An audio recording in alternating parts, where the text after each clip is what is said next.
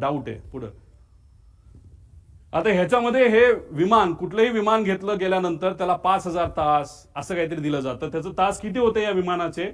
5,000. अजित काका जेव्हा विमानामध्ये बसले होते त्याला किती तास झाले होते? तर ते 5,915. किती तास बाकी होते? त्या कंपनीच्या म्हणण्यानुसार फक्त 85 तास. अहो आम्ही सुद्धा जेव्हा उडतो ना, आम्ही बघतो 400 तास बाकी आहेत का 500 तास बाकी आहे, हे आम्ही सिव्हिलियन म्हणून बघतो. मग अजितदादा तर Z+ सिक्युरिटीचा माणूस होता.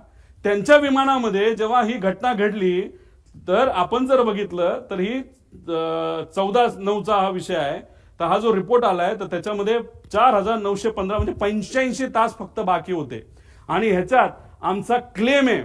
आणि मी जी हनीवेल नावाची कंपनी जी हे इंजिन बनवलं त्या कंपनीच्या मॅनेजरला जर मराठी कळत असेल ना तर ट्रान्सलेट तुम्ही करा की खरी माहिती ही DGCA तुम्हाला ईमेलच्या माध्यमातून द्यावी लागेल. आम्ही प्रयत्न केला पण ते आम्हाला देत नाही. आमचा अंदाज आहे हे मशीन 5,000 त्याचं वय होतं तर हे मशीन 8,000 पर्यंत उडलेलं आहे.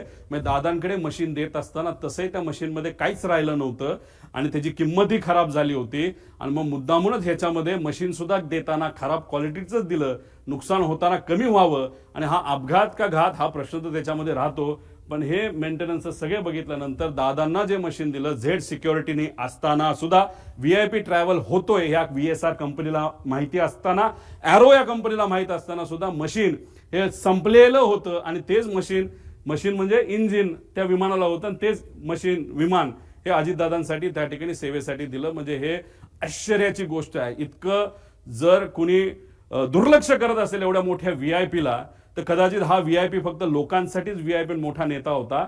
बाकीच्यांना या नेत्याची काहीच किंमत नाही असं आपण म्हणायचं का? असा प्रश्न आम्हा सगळ्यांना निर्माण होतो. पुढे आता बघा विमानाला कलर. महाराष्ट्रातील सर्व बातम्यांचे विश्वासार्ह व्यासपीठ.